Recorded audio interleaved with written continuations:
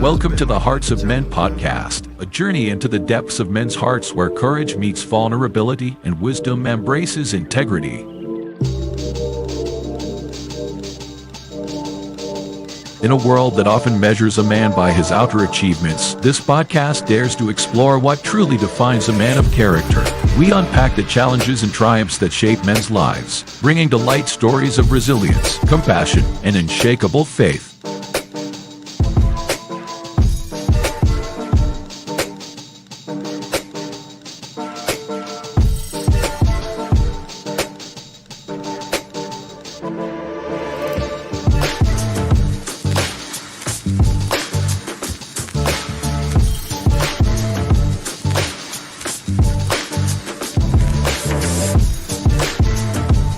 We believe that the heart of a man is a treasure trove of untold stories, powerful lessons, and profound wisdom. Through authentic dialogues and insightful discussions, we aim to unlock these treasures, one story at a time.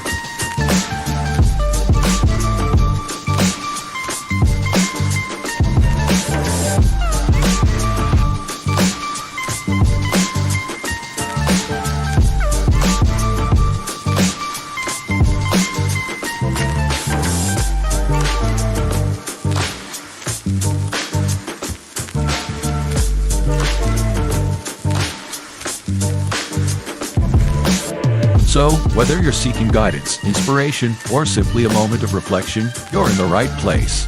Get ready to be challenged, inspired, and transformed.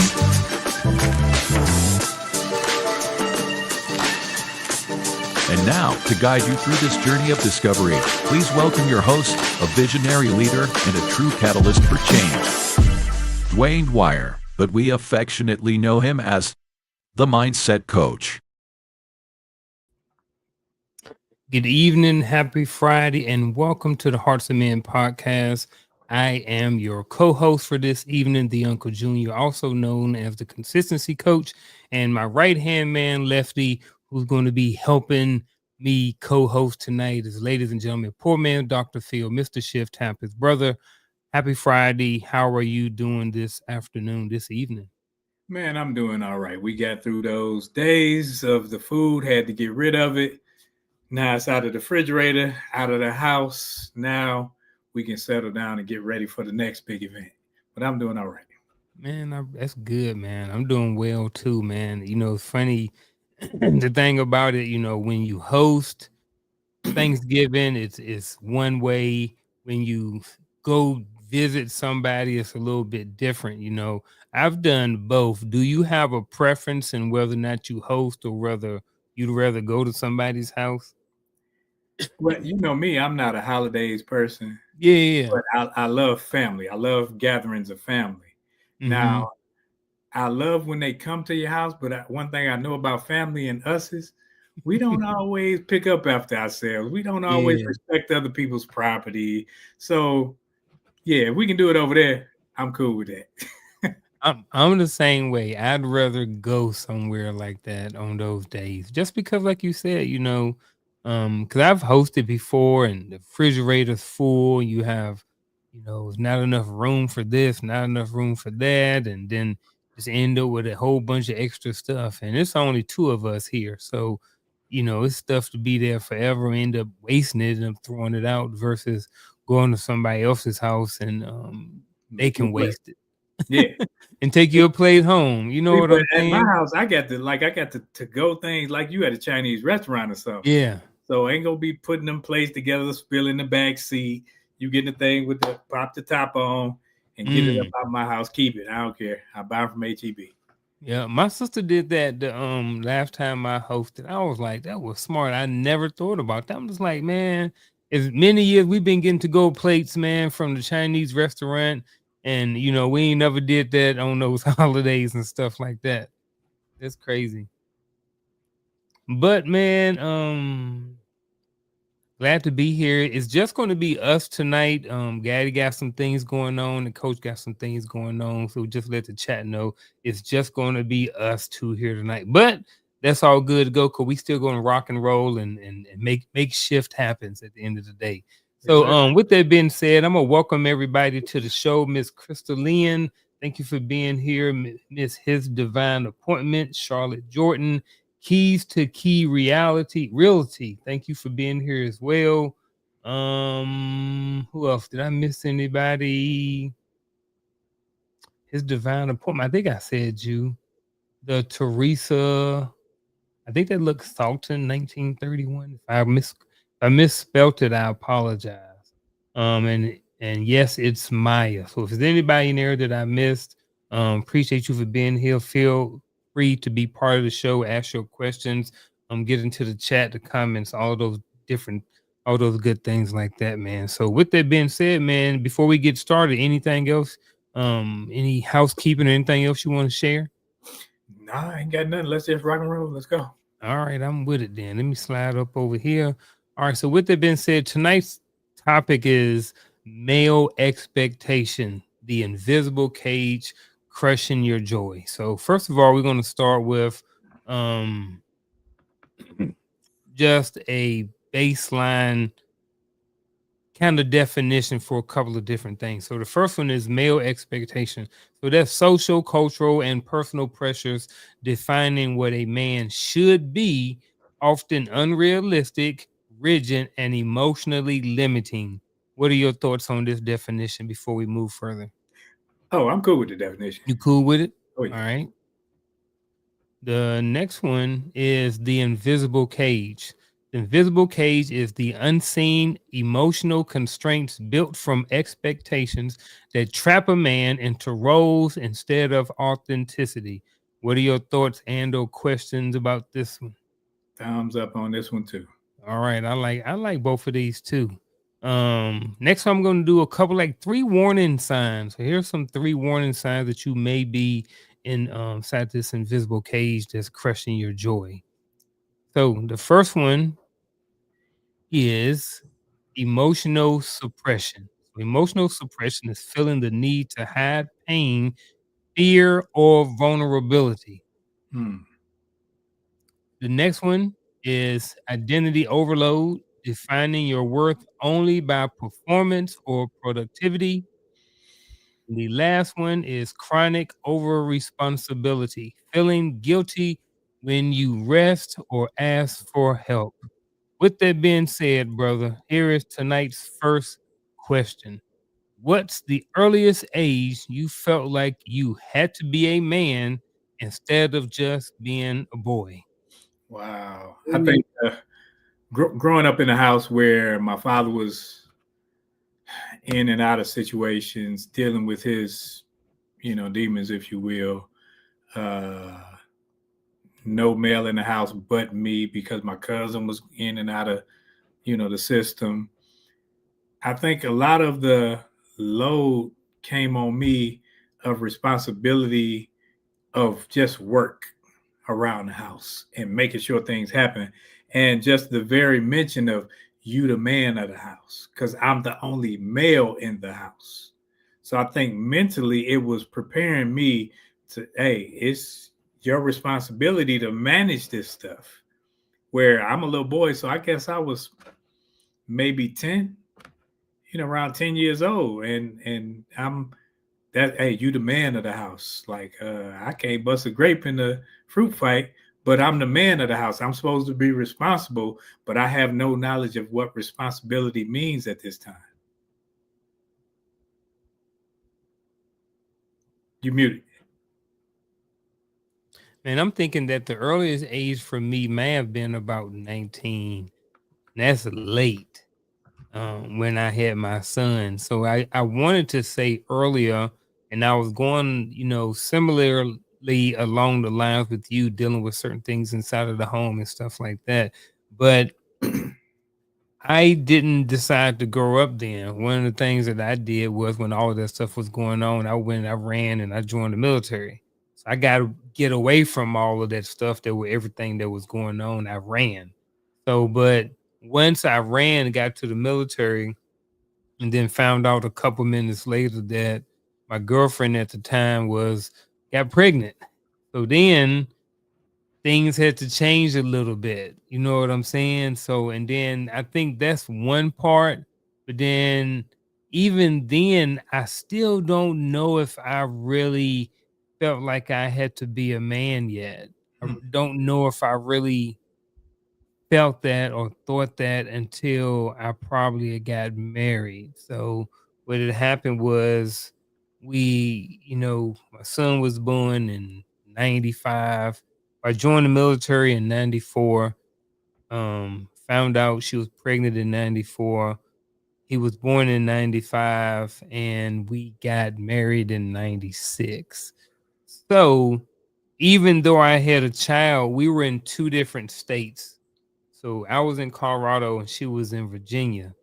So it's like, I still didn't necessarily feel the need or have the need to really grow up and be a man yet. So I'm still acting like a boy. I'm still getting in trouble. I'm still thinking and doing childish things. So that's why I don't necessarily say maybe it would 19. It may not have been until I actually got married at 20 and then they moved out to Colorado when I was like, this is real now. Like these bills, this rent got to be paid every single month. The car got to have gas in it. We only had one income for part of that time. I'm like a PFC in the army or something like that. So for me, it probably was a little bit later. I want to say 19, but it might have been about 20 once they moved out there, and I got married and stuff like that, and felt all of that responsibility that I, kind of had to be a man and couldn't just be a boy and do every single thing that I wanted to do. So, See, when you speak of responsibility, that for me came like at 14 and 15, mm-hmm, because at some point at 14, I was kicked out the house. mm-hmm, So, I'm out there hanging with my cousins and I'm doing every and anything. And what you do, hey, you got a little girlfriend and y'all get together. And next thing you know, somebody pregnant. And mm-hmm. so now my grandmother, she was like, oh, I ain't giving you nothing else. She said, you got to work for everything. I ain't paying for them diapers. I ain't paying for the Similac and all that other stuff. So I had to, in my mind, I had to become responsible for what was to come. So when I started having kids early, I'm a young teen, I'm mid teens, I'm starting to have children. It's like, and I wasn't one of them guys that, hey, the mama got it. I actually took responsibility. That's why I'm still close to my babies now. I took responsibility and I'm still young. I'm still a kid. I'm in high school. I got to go to school. I got to make some money. I got to make sure they good. I got to, and I got to keep a roof over my head somewhere. So I'm going through all this at a young age, whereas all I should be thinking about is school. All I should be thinking about is playing. But I got to be the man. So we talking about male expectations. When you was 14 and 15 and you was out there, did grandma have? Did you and grandma have the same expectation of what you should be doing? You know what I mean? Like, You was you say like, well, I need to be doing this, and grandma like, nah, you need to be doing this. Like, were you kind of okay with grandma saying you got to pay for everything? I wasn't, because I think, hey, I'm young and I played sports, and it's like, hold up. I looked at like, man, I'm losing my life. What I Mm-hmm. like, I want to play. I want to go outside and play basketball, play football, and I want to have fun. Yeah. But at that point, she said, no, fun is over. You got responsibility. When you had fun for them little 90 seconds, and now you got responsibility from that. So she made me stick to that. And Mm, I'm thinking, okay, she's just talking. But no, when things came down, she's like, ain't my yeah. responsibility. So she Yeah. made me stick to it. Dang, yeah. So y'all had different expectations about what you should have been doing at 14. I get that too. And I've seen those shows on TV where they got like those 16-year-old girls and like getting pregnant and stuff like this. And like the mamas be watching the kids and stuff like this. And the kids still be out partying and hanging out. And I'm just like, man, how in the world? Right. Like, bro, like, so I'm with grandma. I'm just like, man, you need to be out there. I ain't paying for these diapers and stuff like that. You know what I'm saying? But at the same time, but see, here's the thing. What if that child has something? Like, what if that child is 6'6"? You know what I mean? Like, nice with basketball. You know what I mean? Because, like, do you still, and this may be another conversation for another show, but we are kind of talking about expectations a little bit, so it may fall in line. But it's like, do you still, as a parent or a grandma, still push to go out there and pay for them Pampers, or do you allow that child to go 100% on that dream or that goal or that talent? You know what I'm saying? I think it's a thin line between hindrance and helping. Mm-hmm. Because you can help someone along the way, but when you don't allow a person, especially a male, to feel the pain of their decisions, they gonna keep making those decisions. They gonna keep expecting you to be their crutch, be their cushion, be their buffer, and that's what happens with a lot of young men. We are saved by our mamas. We're saved by our grandmothers because, oh, well, he ain't mean it and he ain't this, that, and the other. Instead of saying, dude, you made your bed, lie in it. See, that's what our grandmothers did. That's what our mothers did. But we say we don't want him to go through and he has this and he could be, and we want them to be the best. Well, I think at some point you got to make people responsible for their decisions or they will keep making bad decisions. Yeah. Yeah. I get that too. Next question, man.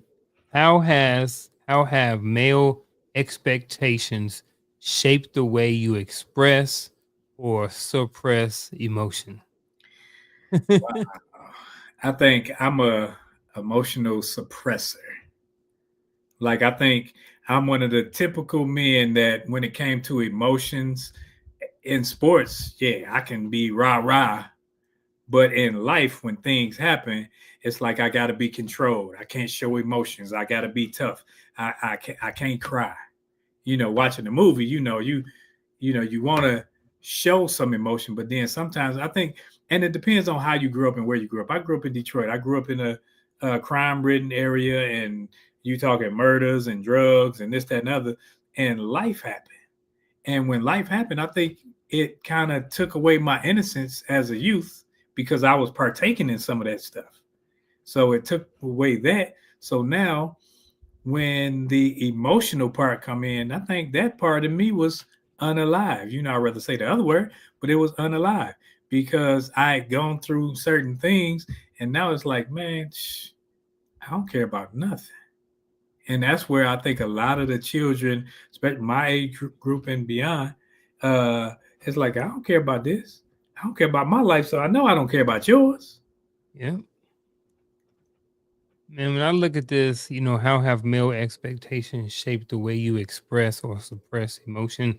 I think it starts early on, and I'm speaking in general terms when it comes to little boys growing up and stuff like this. So, and this is all kind of cliche, but I think it's still relevant. Talk about, little boys, be nice to little girls, don't hit girls back. If you fall down, get up, be a man, right? So, they spend a lot of their youth, you know what I mean, hearing things like this. And then as they get older, and they get into relationships, they hear, sometimes the opposite stuff of that. They like, talk more, be more in touch with your emotions, different stuff like this. So it's like sometimes men get, as they go through life, the women in their lives give them, I don't know if to say is mixed emotions, but give them mixed information. Because again, in one sense, you're telling them to be a man and different things like this. In another minute, you're telling them to open up and be sensitive and be more in contact, more in touch with your feelings. So, and I think sometimes with some men, they can cause kind of confusion. So they don't know, going through life until they get to a certain level of maturity or getting certain understanding that it's okay to express, in my opinion, express and suppress your emotion. I think that there are certain times that I need to suppress my emotion, but I can still because I may be in a certain situation. Every situation I don't need to be flying off the handle or to be emotional about, in a positive way or in a negative way. I need to be, there's certain times and place for everything, you know, and then there's certain to suppress them. Then there are certain times to where it's okay to express. If I'm in, if I'm on here or if I call you up as another brother and I'm talking to you about something that may be going on in my life, I know that because of the relationship that we have developed over the last couple of years, so that I don't necessarily have to suppress my emotions. I can express whatever it is that I need to you. But there may be certain information that or certain people that I may call to where I may suppress my emotion, or even certain times. If I'm at work and I'm having a conversation, it may be better for me to suppress that emotion versus giving giving somebody the business. You know See, what I'm saying? I like what you said, but I think instead of the word suppress, what Mm-hmm. you're saying is like detonation. It's not a suppressed detonation. Mm-hmm. It's a controlled detonation. Controlled. Okay. So instead of suppression, meaning you holding it in, letting it bottle up, and eventually it got to go somewhere. So instead of that, you control it. It's like, I think we all need to be in control of our emotions, control of Mm-hmm. ourselves. We all need to say, okay, I don't have to blow up after everything. I don't have to have road rage. I'm controlling me. I don't need to act like everybody else. And that's the difference between suppression and uh, controlling. I think we should control. So when we're in situations, we don't fly off the handle. Like I tell people, I sit there, you all that lip. I don't care what I'm getting mad for. Okay, unless you put your hands on me, you just running your mouth. That Yeah. is nothing to me. So when we're talking emotions, I think sometimes we have people telling us how to navigate our emotions that aren't equipped to tell us how to navigate our emotions. And when we have males telling females how to be females, females telling males how to be males, it's all going wrong because I'm telling you based off of my experience and my expectations of you, not of the actual experience of how you should be. Yeah. Yeah. I like how you just brought up that certain people shouldn't necessarily be telling people how they should be thinking or expressing themselves and stuff like that. But not but nah, I'm gonna move on. I was gonna say something, but I'm gonna leave it alone.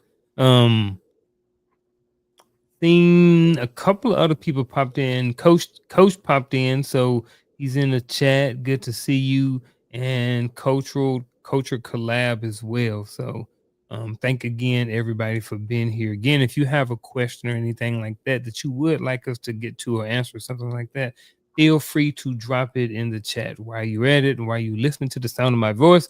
Go ahead and hit that like button, share it, and share this conversation with somebody else. um I got a personal question for the audience as well. So, um, what's one expectation you carried that wasn't yours, but you lived under it anyway? What's one expectation you carried that wasn't yours, but you lived under it anyway? One expectation, I think, not to show weakness, Mm, not to show weakness, whether that's emotion, and that made me a horrible person to be in a relationship with, a horrible person to parent children, because it's like suck it up, you'll be all right. Even as a soldier, it's like I thought, oh, push through it, suck it up, push through it. It's like, so pain was almost a figment of somebody's imagination. It's like, nah, you just complaining to be complaining. So sometimes actual pains or things that need to be addressed was overlooked by me because of my insensitivity to it. um, It's like insensitivity. But yeah. I think for me, it was that the that you gotta fix everything. That you fix everything. As daddy, everybody leans on daddy for everything. Fix this, fix that. Need help with my homework. So I know people know the song, Superwoman from way back in the day, but I think sometimes men are held to that standard too, as always trying to having to fix everything. And this could be things that we want to do, things that we may stereotypically be our role to do, but it's like sometimes I used to think or feel like I had to fix everything. And I don't know why, but as I got older, I realized that I think this may have went back to the whole happy wife, happy life type thing, to whereas it was always trying to fix every single thing on my own and not necessarily holding anybody else accountable. You know what I'm saying? It was like I got to always be the one who changed. You know what I'm saying? In the relationship piece. But I just think that sometimes not necessarily just in a relationship, but I think that's one expectation that I carried that wasn't mine. But I lived under it anyway. And that was again to think that I had to fix everything. You ever felt like that or think that, or were you kind of raised differently than that? I think I still feel like that. I think Hmm. even the way I am with my daughters, it's almost where they could think daddy can put an engine in the car. Yeah. And daddy saying, nah, I get my doggone nails manicured. I ain't touching no engine. But Hmm. like I got one daughter where if it's something go on, she calls me and I'm like, I don't know nothing about putting no shingles on no roof, but Yeah. automatically she think, hey, daddy Superman, he gonna fix it. And I put my cape on and I figure it out instead Yeah. of, but I've learned how to not think, okay, I can fix it. But in the military, I was taught that you don't have to know everything as long as you know someone who has the knowledge that you need. So that's how I move. Do you, it seems like for you in that situation, it's not something that you mind doing and that you may actually enjoy doing. But do you think that if that is the case, or if it's not, either way, let me know. But do you think that I guess what I'm saying is that I guess if it's some sort of, if you enjoy doing it, that's good. And I guess in a sense, that can be a very respectable place to be in. Like to want people always want your knowledge, your information. Oh man, Pop, he can fix anything, man. Uncle Ro, what I mean, Granddaddy Ro, all the different people, in your life that reach out to you and feel like you can fix everything in a sense. Like I said, it seems like that's a good position there to be in. However, sometimes I wonder if the other end of that could be to whereas we as men get taken advantage of because we do want to be able to help and we want to be able to support, especially the loved ones and the people that we kind of drew a circle around and said, this is who and what we're going to protect. So, you know what I'm saying? Yeah, but I think after a point, I think sometimes we have a fear of letting them down. We got Yeah. a fear of saying, "Hey, I don't know how to do that." I think sometimes it's a inadequate feeling within that we don't want. So we try to avoid it and we'll go up there beating on stuff and trying to figure stuff out, messing stuff up instead of saying, I just don't know. And as men, that could be one of those cages that we're talking about, where you put yourself in an emotional cage where you like, hey, I don't want to burden anybody else. Mm-hmm. Hey, they asked me to do it. I'm gonna try to make it happen. I'm gonna try to fix it. So instead of making things better, we tend to make things worse. But then I think there's also a group of men, excuse me, who don't get the phone calls from their kids.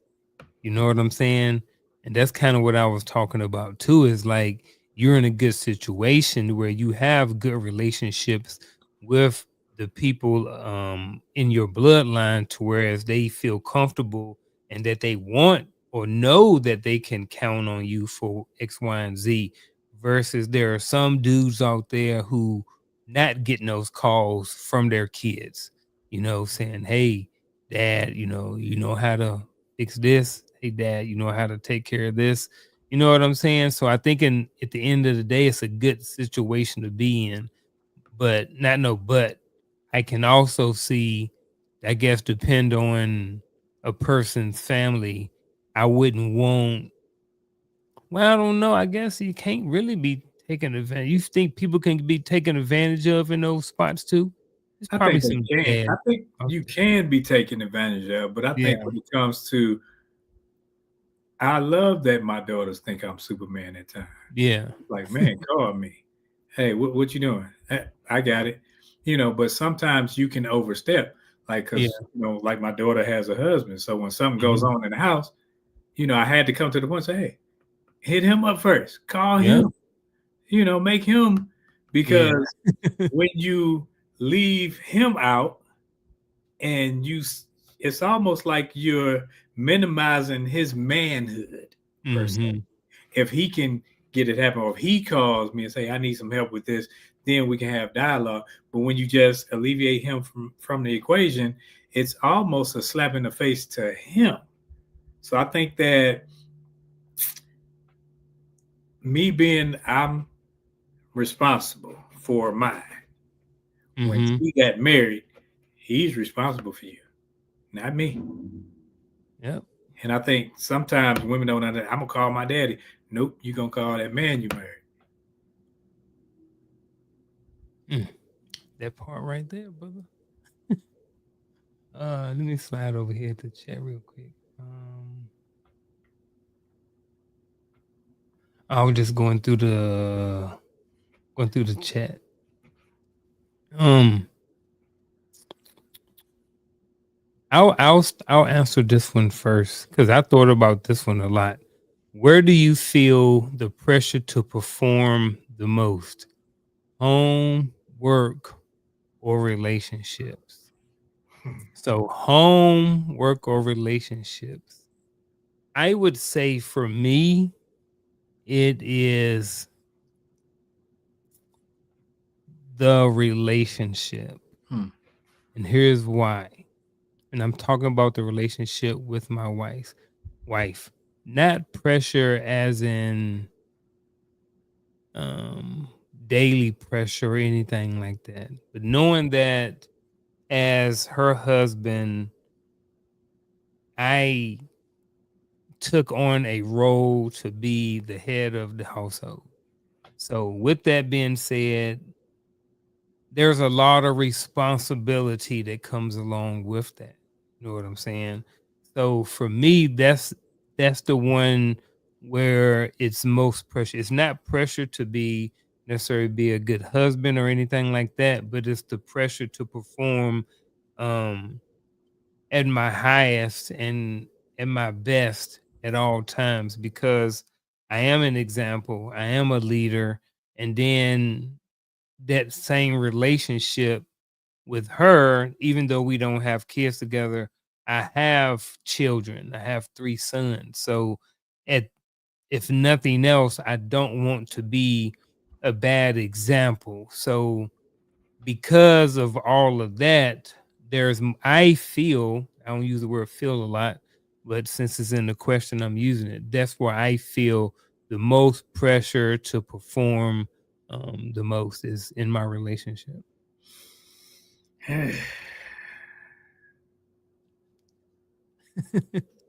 I like the question, but it's like, man, and I want to go with the relationships as well, but I think you tackled that enough.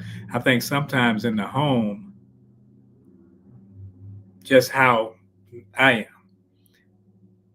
I go with home. You tackle relationships in the home. I got to make sure groceries in the house. I got to make sure a roof over the head.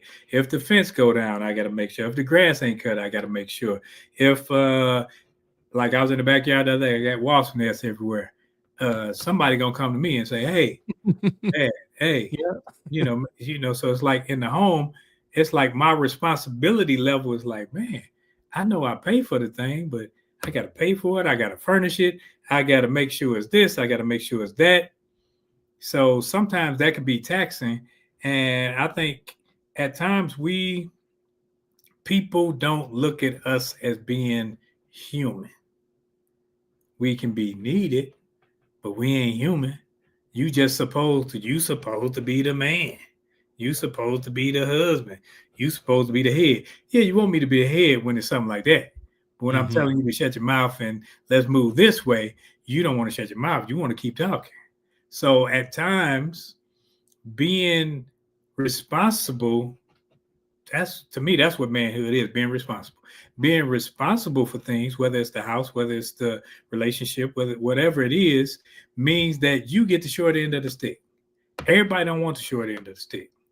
So, you tackled that relationship part. I just want to go with the home, to see. Yeah, I get the home too. And when you are managing a home, there's, the more people you have in it, the more relationships that you have to work on. You know what I mean? Because, the wife, me and the wife, he got this type of relationship. This is how we talk to each other.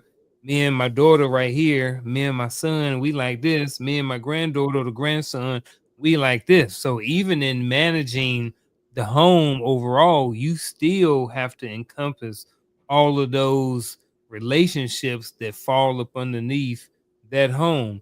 And not necessarily just your home, but other people's home as well.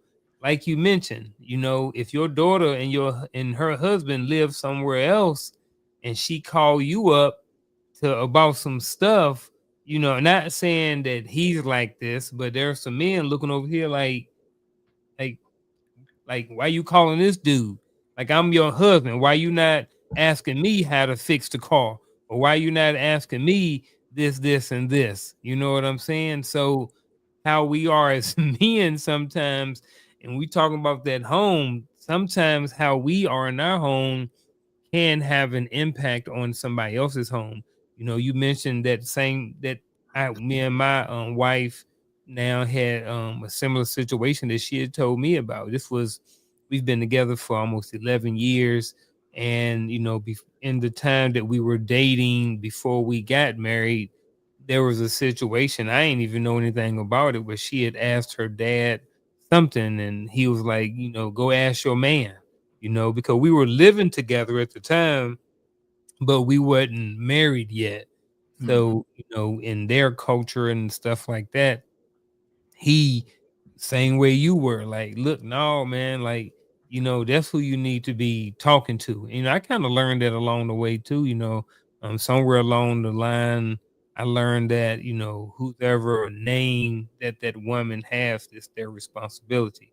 So my wife was born, her dad's last name is Lincoln. So before we got married, her last name was Lincoln. So as Lincoln, it's still her dad's responsibility. But now that her last name is Martin, it's my responsibility. So that's just a little something that I picked up along the way. But man, you hit a home run when you was talking about the home stuff there.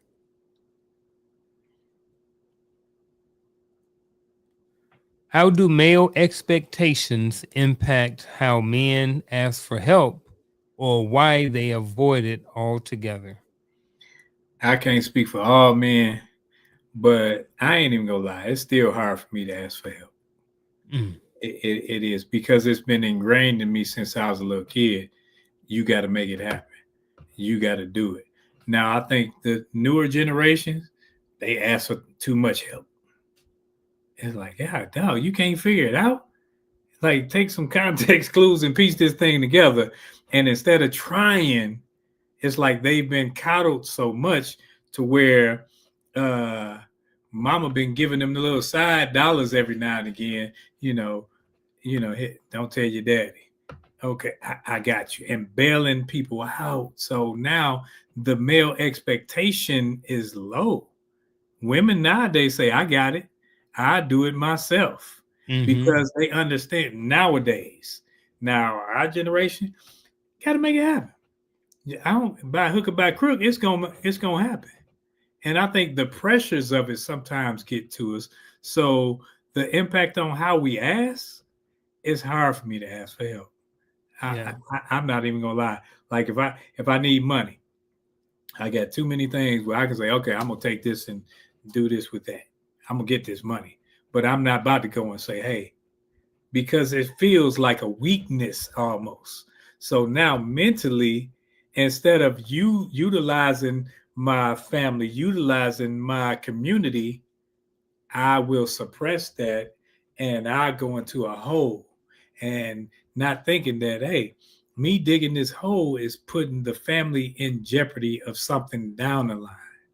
So if I take out a payday loan, if I take out a title loan, now that's going to come back and bite me in the butt later. But at the moment, I'm thinking I'm fixing it. I'm thinking I'm doing what a man should do. And it's one of those things where I'm looking at it like, man, I'm thinking I'm making it happen, but I'm thinking I'm being a man. But in reality, I'm acting childlike. I get all of that, man. I think that there are still some areas of my life where I'm pretty stubborn at when it comes to asking for help as well.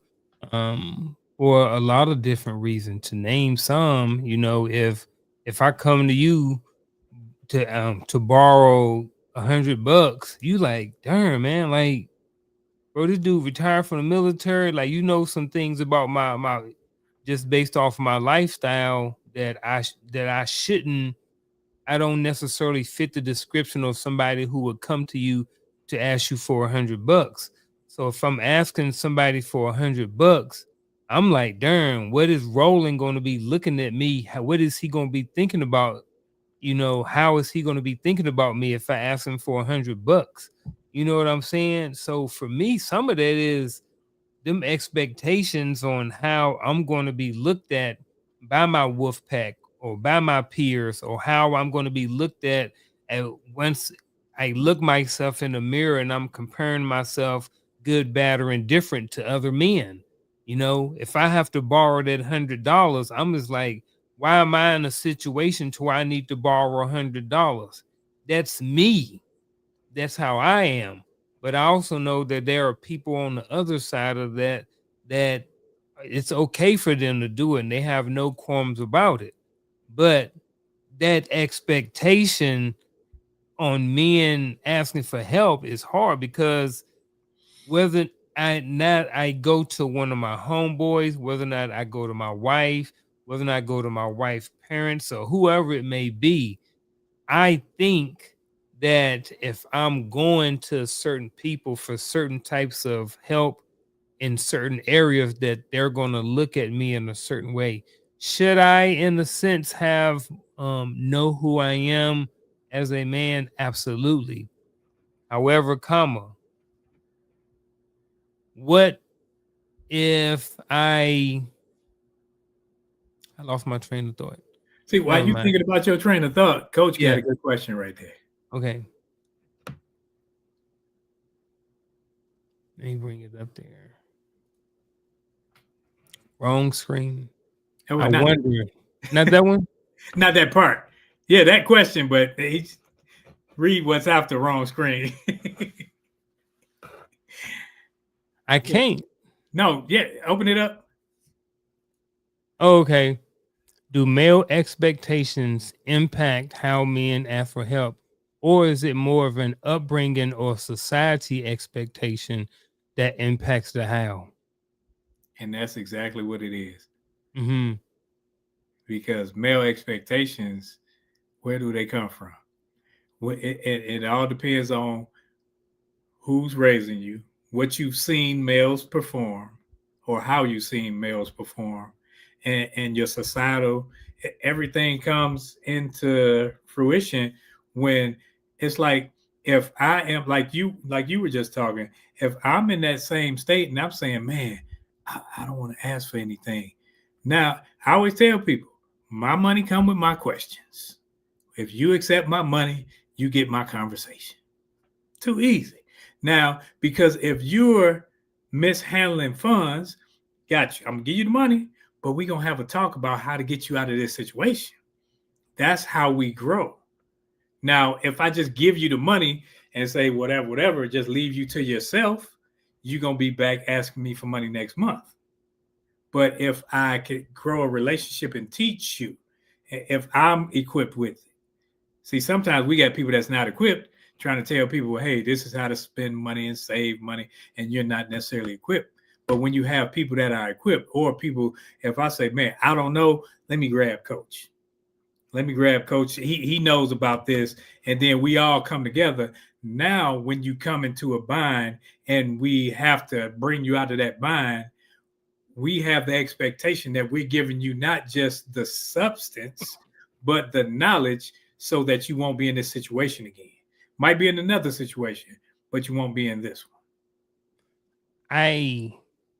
I'm thinking about a situation not too long ago where I had someone reach out to me for some financial support. It was a couple of years ago, and the way, and this is where I'm leaning. I'm glad Coach brought it up, so thank you.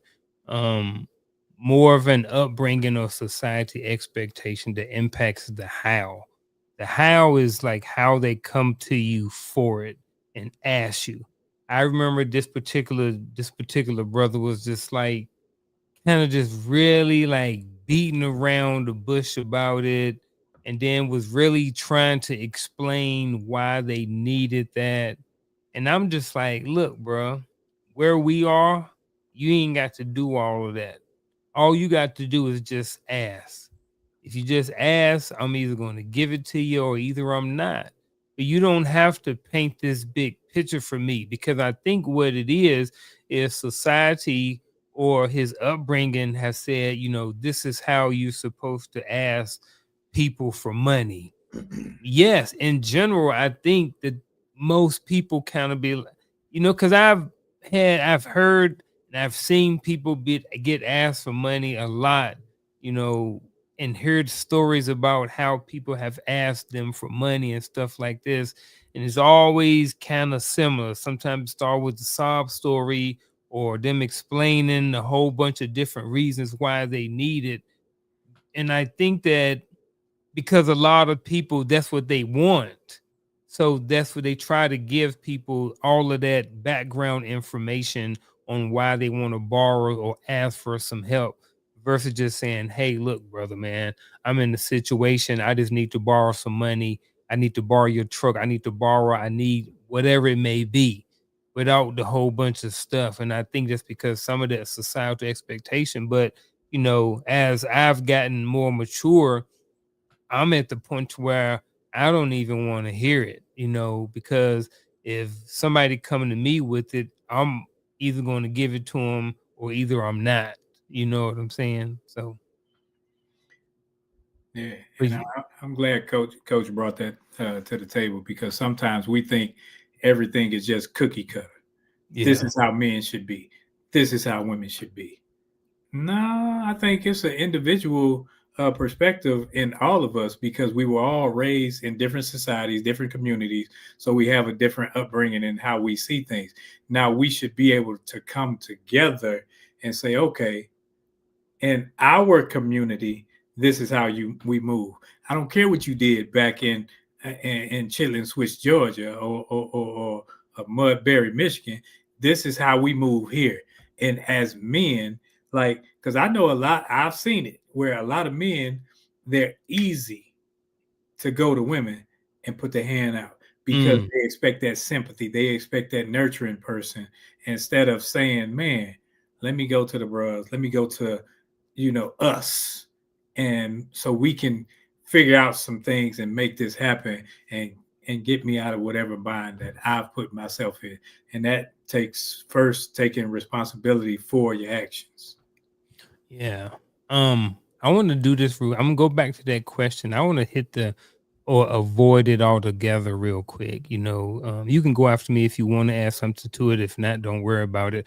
But I think that's part of a problem too, is, they get grown up, saying, just like we said, when little kids, suck it up, drive on, move on with it, blah, blah, blah, blah, blah, blah, blah. So sometimes they have that feeling or that thought process that they're supposed to fix everything. So they avoid altogether asking for help. Like you said, like you mentioned as well. People just avoid asking for help. And I think sometimes that's okay to avoid asking for help. I think that there are certain situations that men need to work through. Like you was talking about, with the younger generation. Some of this stuff, y'all need to work through. You know what I mean? You're not going to be where Roland is at necessarily at 22 or 23 years old. There's been a whole bunch of life that has happened in that 30-year gap that you may have with a 20-year-old or so. You know what I'm saying? So I think some of it it can be a huge issue to avoid asking for help as well. Let's slide down to a would you rather segment. You okay with that? Oh, let's go. All right. Wrong one.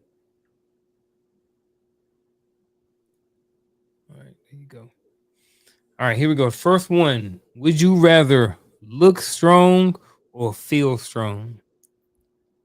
Look or feel, both. Let's talk about physically. Yeah.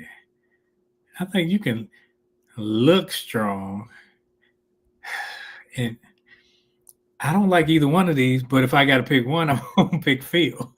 Yeah, I'm going to pick feel too. It's like, you may not always necessarily look. There's a whole bunch of people who don't look like a professional bodybuilder or whatever like that, and they still feel strong. You know what I'm saying? So I'm going with the feel strong.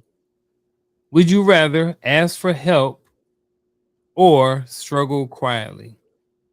Now, where I am in life, I'd rather ask. Right now you rather ask? But I think that took some maturing. I had to get to that point because I was one of the people where I sit up there and have a lighter and a can of pork and beans and eat that before I ask for somebody. I was one of those type of people. Yep. But then when you have responsibilities, now, oh, Daddy, where you taking the TV? Why the TV leaving? And you got a ticket for the TV now because you had to go pawn the TV. It's like we put ourselves in situations out of pride. And I think that becomes what we think is manhood. And because we quantify who we are by our income, by our status, by our knowledge base. So we like to talk big about ourselves when we are really minute. All right. Would you rather redefine masculinity or continue traditional? Redefine all day.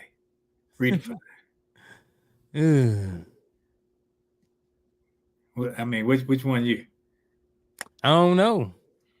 I had people bad at me because I wash clothes, because I do laundry, because I like you making the bed, like that's an adult task. That's not a sex task. Mm-hmm. That's an adult task. Yeah. So I think that masculinity and femininity, I think when we look at them and we try to base them off of certain roles that we play, we already starting on the wrong foot. Yeah. I definitely think that redefining masculinity is something that needs to be done. So I don't know. But I like traditional stuff too. I like traditional stuff. But would I rather redefine masculinity? Because I don't like how masculinity is defined right now. And see, that's why I'm leaning more so towards there. Yeah. Yeah, I'm gonna roll with you, man. Redefine masculinity. Let me see if the chat got anything.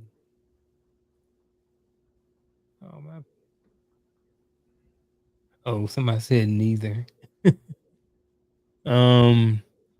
Next, would you rather disappoint others or disappoint yourself? Oh, would I rather disappoint neither? But if I gotta choose one myself, well, nah, others. Bump that. I think at the end of the day, the person in the mirror is who matters. Mm-hmm. So if I disappoint me, that's going to, like, others' expectations of me shouldn't be who I base my value in. I should base my value in how I move, how I see me. And if I see myself doing something that's righteous, that's right, then I'm good. I don't care what you think about it. You ain't got to think anything about it. If I think it's right. I'd rather disappoint others. Yeah. That's what you said, right? Yeah.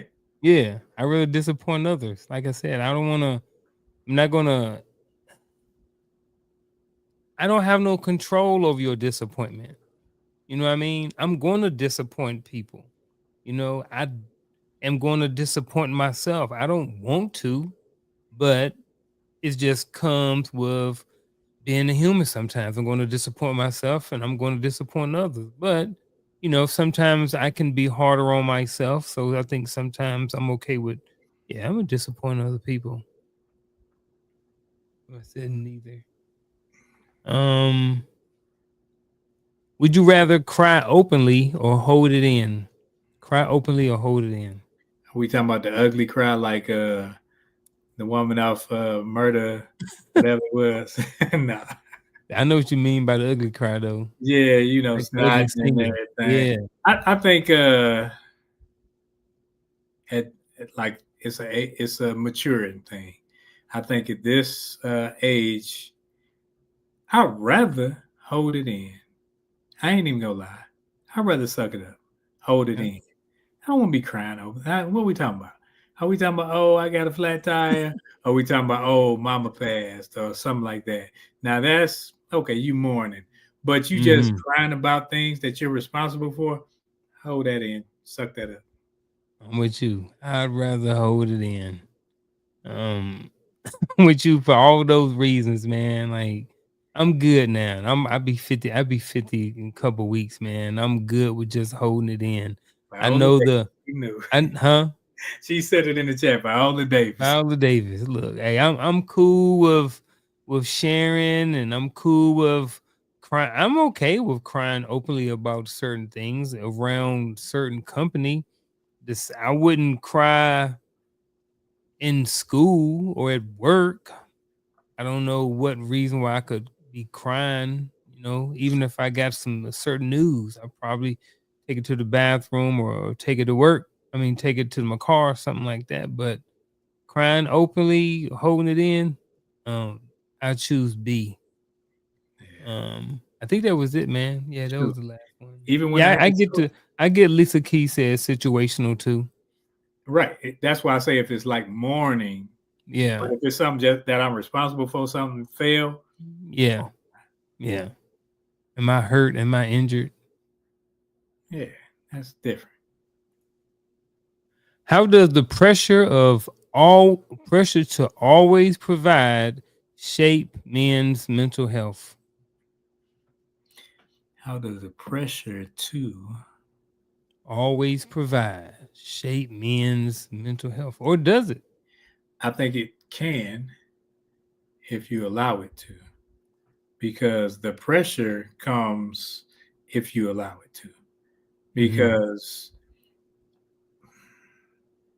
I think when I was retiring, I was like, man, what am I gonna do? I got to make this much money. I got to do this and I got to do that. We think about things that are external, that we don't even control, but we're trying to control them. So it kind of builds a lot of pressure inside. And a lot of us have mental breakdowns and heart attacks and anxiety attacks. And it's bad for the mental health. Instead of us saying, man, let me actually tackle this thing bit by bit so that I can look at it in the micro, not the macro. So instead of looking at the big picture, let me take it little picture and then expand. So I think we need to change how we focus on things so that the pressure won't build up, because we understand what pressure can do to us, but we allow it. So when we put ourselves in spaces where we can actually decompress and actually look at a situation instead of just blowing up about it or thinking, I think we handle it better.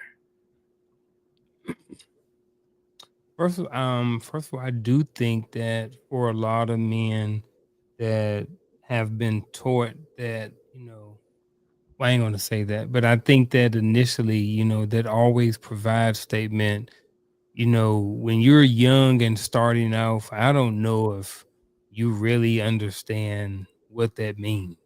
Like always, like that means until the day that I'm no longer here. So if some young man at 19 or 20 years old decides to get married, you know what I mean? That responsibility or that pressure to always provide means until you are no longer here.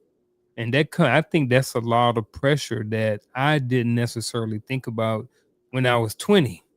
Mhm. When I was jumping the broom. I didn't, I do always, but how long is always? That's a long time. See, but And then that I think the pressure is when you're in a relationship, the pressure is on both people. It's not on one Mhm. person Yeah. because provide protection. Who protects? Both. Mhm. It's not a one because uh, your mate, your spouse, your partner, whomever, they see some things that you may not see. So they're like, hey, you need to rest right now. You need to go to sleep. They telling you things that, hey, I see you getting tired. I see you ripping and running. I see you doing these things. Whereas I think we've been uh, conditioned to think of the responsibility portion of I got to earn money and I got to be there ready to fight for my family. And that's not the only protection. That's not the only provision that's necessary. That's why it's a combined effort. Is not just a one-off. Yeah.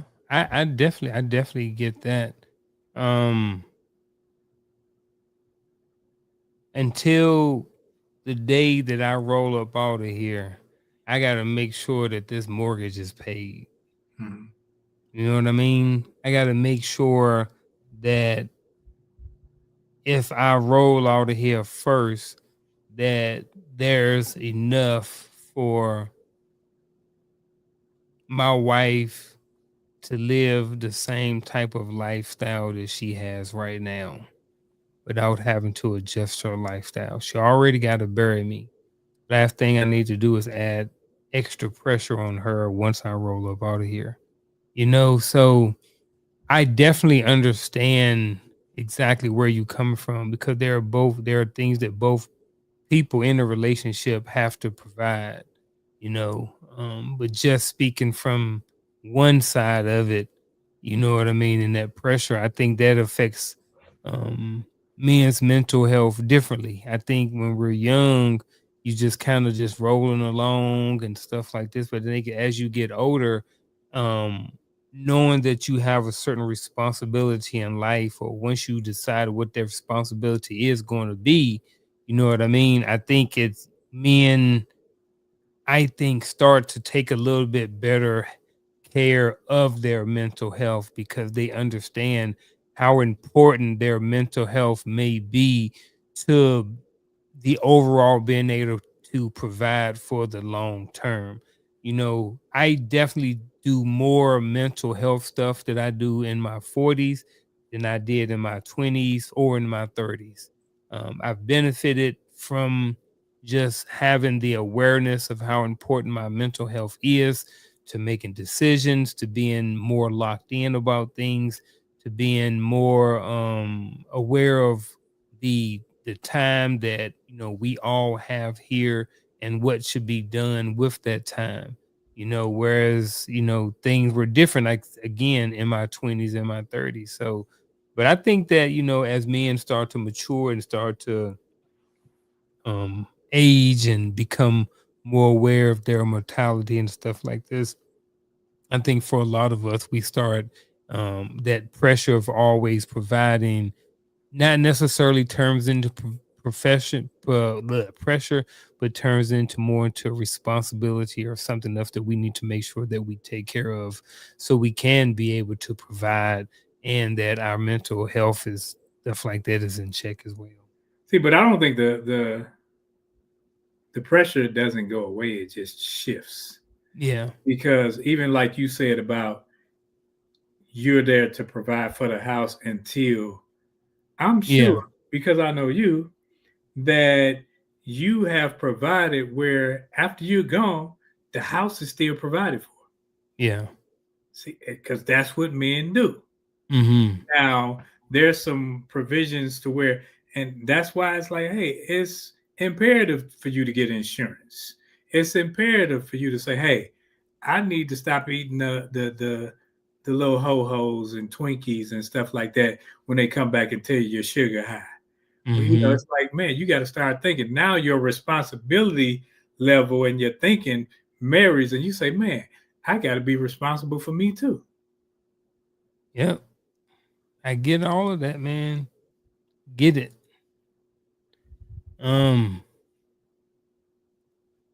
Ooh. What expectation do you think hurts men the most in relationship? What expectation do you think hurts men the most in relationships? I'm the man and I got it. Mm, I think when we think I'm the man and I got it, we put more pressure on us than necessary. And we think we can handle it all by ourselves instead of saying, man, this is a partnership. And in the partnership, hey, I may have to carry this load, you carry that load. Sometimes I got the heavy weight, sometimes you got the heavy weight.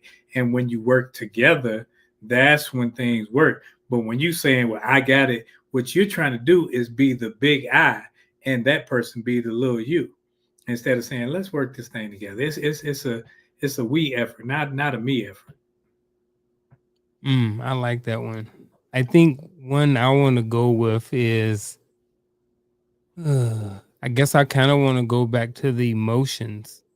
Um and I think it's two part. I think one is the expectation that they need to um suck it up, and then the other expectation is that they need to be more emotional. And I think that the reason why I say that is because, kind of back to that other question about society and upbringing, I think this is where that kind of works, kind of with this question, because I think there's two different expectations sometimes when it comes to men, when it comes to relationships. And again, I think that like Coach brought up, may have a lot to do with our upbringing and society and what society thinks, because when it comes to emotions, like again, like I mentioned before, there's a certain segment in men's life who want them to be very emotional and share everything and say everything to them, and I'm speaking about maybe the wife or the girlfriend or something like that. But then as men, we're taught to suck that stuff up, brother. Like, don't be telling everybody all your business. In men and around men circles, one of the things that we talk about is don't share certain things with your lady for whatever reason. Sometimes it's because when you do become very emotional or something like that, sometimes there's an argument that may come up in the future, and then now those things are thrown back in your face. So part of that expectation that hurts men in relationships is the duality of growing up with mixed signals about emotions and how they're supposed to respond to emotions as they grow up, and versus when they're in a relationship with their lady. At least that's what I think. Yeah, I was over here reading the chat, and Oh, I what I see miss? the ninja gang. Uh, what expectation do you think hurts men the most in relationships? I think when we have those expectations that, I think when we think we got to do it all, man. Yeah. I think that's where we are. When we think you're in a relationship, that means you two are jointly rooted together. So that means we work together. That means we communicate. That means we talk. That means You can't just sit up there and get mad and fly off at the handle and not articulate your issues. You got to be able to articulate your issues, because not being able to do that shows lack of maturity. And when you have a lack of maturity, why are you in a relationship? You need to be in a relationship with yourself first. And when you get in a relationship with yourself first, so that now you won't be like, somebody over here talking about yourself talking about crying and emotions, because crying and emotions are valid in certain perspectives. Now, if you just crying just because you're crying, now we have a problem. Now you have some learning, some educating, some growing to do. But when you are in a space where it's like, man, how can we grow? I'm always looking to grow. Yeah. If I'm ignorant in a certain area, I don't want to be ignorant. So I want to get out of that area. I'm with you. Ladies and gentlemen, thank you for being here. You guys been here for the last hour and 10 or 11 minutes or so. So again, if you haven't already, go ahead and hit that like button, share it, save it, all of those different things like that. And again, if you have any questions or comments that you'd like to add to the chat, feel free to do so. We have been looking over there, so definitely appreciate the engagement that's in the chat right now. Oh, I got it like that. Time for some scenarios. All right, so here's the first scenario. Marcus hides stress from his girlfriend of 8 months because he thinks sharing it makes him less of a man. It's now impacting intimacy and communication. What's the issue and or the next move? Marcus is the issue. Marcus ain't adult enough to have a conversation with his lady. Marcus needs to he needs to grow up and have a conversation with her, because apparently I don't think the duration of the relationship matters. I think that him hiding the stress of what's going on in a relationship matters. So it's impacting intimacy and communication, but he's the one that knows about it. So it's impacting his communication, his intimacy. So I think Marcus is being selfish and needs to open this conversation up to talk to this young lady. Let me see. Marcus has stress. So I got to think about what type of stress is Marcus hiding. If I'm stressed out from work, how many of us are told, let work stay at work? Don't bring work home. So if he's hiding his stress, maybe he hasn't learned how to manage it yet. I get talking to the wife. I want to know how it's impacting intimacy and communication. Because it seems like if it's impacting communication, they have a communication issue. And you hit on it when you talked about that he needs to talk to her about it. I don't know if he needs to talk to her or she needs to talk to him, but they both need to work on their communication, because if it's impacting communication, I think that's where they need to start it, with the communication piece. Somebody ain't talking to somebody. I get coming home and not wanting to share what's going on at work. I get, how many times we like I said, how many times have we heard, don't bring that work home. Let work stay at work. Don't bring it here. But sometimes I do believe that that's a lot easier said than done. When you work, I'm good at work, but there are some teachers and there are some people who have some high stressful jobs, and it's hard to leave everything at work. Sometimes it's not as easy for people to transition once they come home, especially if you're talking 12, 14-hour days, stuff like that. A lot of your waking moments are spent at work, not at home. So I definitely know there's some communication stuff, but I need to know a little bit more about how it's affecting their intimacy and communication on this one. Anything to add? Yeah, I mean, that situation, I think it's Marcus. Marcus is his stress, his problem. Now it's affecting the relationship. So he has to do when they say man up, I hate that Yeah. phrase. Hate it, but he got to look at it and say, man, how is this holding me back from moving forward in my relationship? Because whatever this stress is affecting me over here now. Ooh, I like that right there too. Let's talk about this. Coach just brought it up. What if she is the source of his stress? Now, go back to the question. It says Marcus hides stress from his woman. So if she's the source of the stress and he's hiding it, he's still the problem. Because he need to Speak be up. talking Say to her something. about why she's stressing him out. Yes. He's still the problem. Yeah. Be a man about it. Ain't that what Tony said? Yeah. Yeah, then Chardin just made another comment too. I get that too. I get both of them. Marcus has to get to the root of his stress. How is it going to talk to his wife or girlfriend in this case if he doesn't know what it is? Yeah. And right here, he need to speak his mind. So everybody with Marcus needing to have a conversation about it. Yep. There you go, Marcus. All right, here we go. Here's another one. We got Derek, Mr. Derek here. So Derek works 65 hours a week because he fears being seen as lazy. That's another one right there. Another expectation right there. If you ain't working, you being lazy, right? So he's exhausted, irritable, and disconnected from his 2 children, ages 3 and 5, and his wife.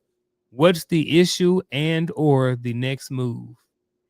Man, why you bashing men today? Hey, the male expectations, brother. Nah, he's working and he has in his mind, that's one of those cages where we think if we work more, if we provide more, if we do more, we're more manly, we're better off. Instead of saying, man, let me look at the things that really matter. That job you can find another job.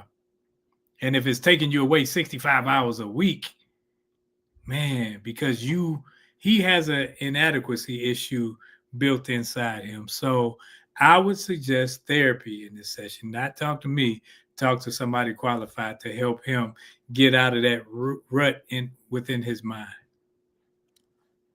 You need to add another 15 more hours to his work week. No, I'm just playing. Need to be at 80. See, here's where I may differ a little bit on this. His kids are 3 and 5. I understand being there. They're still young. I also understand working. He has the mindset that he's going to work. So he's probably a worker, maybe not an entrepreneur. Let's say for this purpose, he's working a 9 to 5 or whatever, or 9 to 11 or whatever, 9 to 10. Who knows how long he's working long hours. So he may have in his mind that, hey, you know what I'm going to do? I'm going to work hard in my 20s and my 30s so I can relax in my 40s and 50s or whatever like that. So in a sense, I'm not necessarily faulting him 100%. I'm not saying that everything is an issue. I am saying that not that they need to go to Disneyland, but I do think that there needs to be a conversation on the why. And being lazy can't be the why. You know, like you mentioned therapy or something like that. I don't know what's in there. Maybe therapy, maybe something else. But working 65 hours for the fear of being lazy, I don't know if that's okay. However, I have seen where fear have put people in situations and worked out for them. You know, I'm a living example. I stayed in the military out of fear. Had a wife at the time, had 3 kids. I'm just like, brother, I ain't got nothing. If I get out, all I got was the flipping. I came from the flipping burgers generation. So when you get out, you're gonna be flipping burgers at McDonald's. So I didn't have the fear of flipping burgers at McDonald's. So I did my 20 years. So at least I'd have a little bit of money coming in. Right. You know what I'm saying? So I ain't have to flip burgers. Or if I was going to flip burgers, it wasn't going to be for 65 hours a week. So I'm not totally against this. I do think that back, just like the last scenario, there needs to be a conversation had in there somewhere about why the fears there about being lazy. You know what I'm saying? But I do think that him and his wife need to have a conversation about, you know, what does getting connected back to the family look like? And even with 65 hours a week, you can still find time in there to do it. But I understand being exhausted, irritable, and disconnected and all of those things too. So we need to know why the 65 hours is there, in my opinion. But just being lazy, I don't get it. Right. His divine say, what defines lazy? Exactly. So yeah, something exactly. his mental says, if I'm not moving and being quote unquote productive, that I'm being lazy. Yeah. Yeah. That's what, yeah. Yeah, productivity doesn't necessarily just happen because you're actually moving. You can be productive while you're sitting still. Make money work for you, not you work for it. Yeah. I definitely get that. Fact or myth. Then we got a couple more questions. She be flying through. Fact or myth. Here's the did it come out? There we go. I don't need that. Fact or myth. Men should never show weakness. Fact or myth? Myth. Myth all day long. Yeah. Then we gotta look at what's defined as a weakness. We'll come back to that one, maybe. Fact or myth? Real men solve problems alone. Real men solve problems. That's definitely a myth. Yeah, that's a myth. Because sometimes I can't brainstorm with myself. Mm-hmm. You know, I gotta call coach. I gotta call Unc.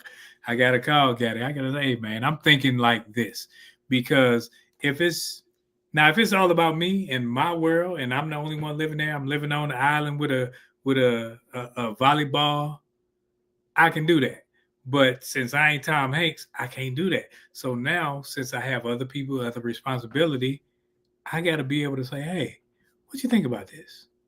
What you think? Okay, I was thinking this, and now I got other people's perspectives, hence empowering perspectives. But go ahead.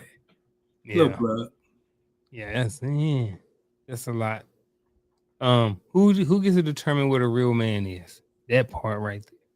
And then, yeah, I'm with you, man. I do believe that, you know, men do solve problems alone all the time. I also think that it's not necessarily a fact that makes you a real man if you solve problems alone. I think both, you know, so I'm thinking it's a myth in my book. Coach must be lagging behind a little bit, so let me I'm gonna hit this question up real quick. He said the only way he working 65 hours a week. This is back to the other guy, the other guy we talked about. If he's only way he working 65 hours if he is on salary or working two jobs. Age matters, stage of life matters, his ability to provide for his family, especially if he's still young, matters. Yeah, and that's kind of some of the stuff that I was talking about too. And that's why I kind of went there, was because, like, you know, if he young, I get that. You know what I'm saying? Maybe you're gonna spend a little bit extra time working a little bit more, maybe for a certain amount of months, maybe for a certain amount of time, until you get to a certain level or position in your job to where you may not have to do that as more. Because, man, let's be honest. I mean, I'm sure if we looked at the days, we probably did this a lot when we were in the military. Once you think about the time, from the time your dedicated time to the military every single day. If you thinking about it, you getting up at Fort Hood because you got to be in formation by 6:30, so you got to get up at 4 o'clock in order to leave the house by 4:30, so you can get through one of the gates in time, so you ain't got to be in line for a half an hour. You know what I'm saying? So it's like, by the time you start at 4 o'clock, even if you get off at 16:30, you getting home by 1700 at the earliest, because you got traffic. Everybody's leaving the hood gates at the same time too. So now you just gave 13 and a half, 14 hours a day just to the military by the time you get up to the time you get back home, dedicated, at least 5 days a week. So it's easy to rack up 65 hours in the military during a week. And I'm sure it's probably a bunch of other jobs that can probably do the same thing. Yeah, because when I was young in the military, I was in the military and I took the school option. So I was going to school during the day and I was working. I'm in the military going to school and I'm working at Blockbuster Video. Dang. At night. So it's like, Are you in the military? Yeah. I'm working at Blockbuster Video right down Hood Road. It's a pawn shop now. But yeah. And going to school. Yeah. And getting up at however early in the morning to go to be at PT by 6:30. Yep. I said all that stuff matter. Yeah, I'm with his define. Thank the Lord for retirement. Fact or myth? A man's worth is based on what he provides. Myth all day long. We ain't gonna spend too much time on that one. Men, fact or myth? Men don't feel emotions as deeply as women. Myth. I think the expectation from other people is that you feel, if you don't express it and feel it how I feel it, you aren't feeling it. You minimum. If you can control your emotions, if you can manage yourself, then it's like, well, you don't understand. Instead of me actually being able to, mentally put it in there, and I say, okay, let me go ahead and chop this puzzle up so I can put it together and make sense of it before I react. I think some people are more based on feelings and reactions. Yeah, I like that. Fact or myth? Strong men don't cry. That's a myth. That's a myth. If you gotta cry, cry. Yeah. Strong men cry all the time. I ain't about to sit up there and put myself in a nut house because somebody else see me crying and talk. I'm worried about you talking about me. Yeah. Last one. Fact or myth? Asking for help makes you less masculine. Come on, stop. Nope. Myth. I think that's part of masculinity. When you know you need help, ask. Don't wait till it's like, I think ask. I think that's what's wrong with our society now. And that's what, like, everybody talk about this time of the year, but people are together. And then that whole suicide awareness thing, when you don't ask for help, when you feel all the pressure, but you refuse to talk about it, that's not manly. That's stupidity. I agree. Man, we're going to get into this last question. Then we're going to close out with final thoughts, man. Looking at the time. Oh, here we go. What expectation do you think men secretly or openly want freedom from the most? What expectation do you think men secretly want freedom from? I think we want freedom from the expectation of other people's feelings about us, of how we should move, how we should be, how we should act. I think that men, when you try to put us all into a pot to be one thing, it becomes something crazy because no, I will never be Uncle Junior. I will never be Coach. I will never, live up to that, but I can be the best me. And if I look at manhood and maturity as one and how it is that I am moving, as long as I have the same baseline, then hey, it works. But when I try to put your expectations of me on me and I try to live up to that, I'm gonna fall short every time. I think I like that one. One I like also too is the expectation that we never need help. You kind of mentioned it earlier. We still, in certain areas of our life, we still don't want to ask for help. But I think that there are a lot of men who do need help, but there's this expectation that men don't need help, that they got it, that everything is under control. And just because we are in control of our emotions doesn't mean that everything is working out, that we have everything under control, if that makes sense, because there's a lot of stuff that we just don't necessarily express to everybody, including our loved ones, because in certain situations those people may or may not be able to help us out with those things anyway. So why am I going to go and tell my 3-year-old son about me not you know not having enough money this month to cover the rent? So like, he's not going to understand that. So why am I talking to him about it? So um that's what I think right there for that one. But I'm gonna keep it cut short because I do want to give us a couple of minutes um, for the final thoughts. You ready? You can go, and then I go after you. All Too right. easy.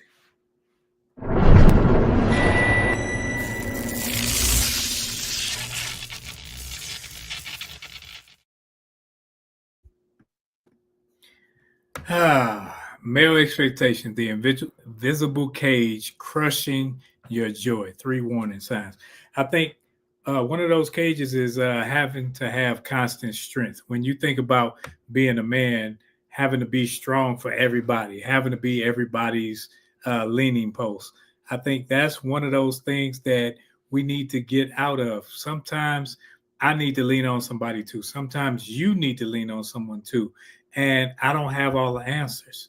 And when I have to make it up and seem like I have all the answers, then when it doesn't come to pass, I seem like a fraud. So mentally, I'm being drained. Physically, I'm being drained. So what we're looking for is that invisible cage to be something that holds us in. But what it does, it locks me into a position where I'm not equipped to get out of.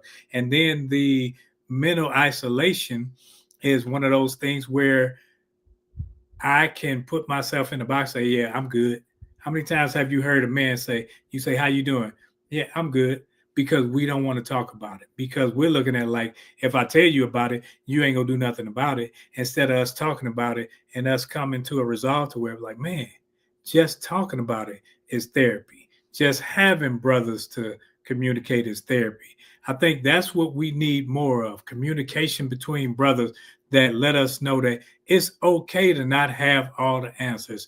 It's okay if you are emotional about a situation. What's not okay is for you to bottle it up, hold it in, and then explode on your family, explode on your relationships to where now there's nothing fruitful in it, and you're looking at it like they are the problem when it's you and your insides, and everything about you internally. That's all I got today. Appreciate that. My final thought, I'm going to stick with the first part, and it talks about male expectations. Mentioned earlier, I'll bring it up. Coach talked about it, and I think it fits right here. A lot of times when we look at male expectations, those male expectations come from society and our upbringing. So my thought process, or my final thought, is about, you know what I mean, is the information that you've gotten from society and your upbringing applicable to what is expected of you as a male? So, not to challenge anyone, but at the same time, to challenge someone who may be listening to this is, do you does your expectations of who you are as a male line up with society and or your upbringing, good, bad, or indifferent? I think it's important for men and males to understand exactly what is expected out of us, as a man. And I'm not saying that I'm necessarily the person that to determine or to give you these things. I believe that I have some things that I believe quantifies men and what we should be doing as males in our life, but you may have your own, so I would encourage you, if you don't already, to figure out exactly what those male expectations are and kind of sort of moving accordingly or not. Either way, it's up to you. What you got, brother, man, before we close this podcast out this afternoon? You muted. I thought it was a good conversation. It allowed us to look internally. And because when we're talking about men, we can talk about men, but every time I say men, I'm thinking about me. Mm-hmm. I'm thinking about how I move, how to better myself, how to not like respond to people. That's part of the controlling your emotions, part of, because I can't tell somebody, hey, you need to have a cooler head when I'm a hot head. So it's like sometimes you got to say, okay, let the dumb stuff roll. Let stupid people be who they are, because it shows. Mm-hmm. It's like everybody sees it. So when you speak, if you speak stupidity, it speaks of you and your intellect, not me. So that's one of those things where it's like, man, I appreciate the conversation. Yeah, definitely too, man. Likewise, and appreciate having with you. Appreciate Coach Ben in the chat and stuff like this, adding value, just like everybody else who added value by asking questions and engaging in tonight's conversation. Thought I had one more thing before I rolled out. Back next week, next Friday. I guess that was it. I did like that dehydrated nurse comment. Who wrote these? Like some crazy woman. That was like one of the last ones she wrote. But again, with that being said, we appreciate everybody for being here. Check us out next Friday night for another episode of Hearts of Men podcast.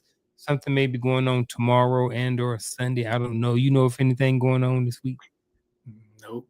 No. All right. Coach's Corner on Tuesday. I think that's it. Got anything? I ain't got nothing, man. I appreciate you. Hey, Coach, enjoy yourself. Yeah. Pray for speedy health of our brother Tawami Gaddy. Health issues, but he's doing fine. But continue to pray for him and lift us all up, the community. All right. Have a good one. Peace.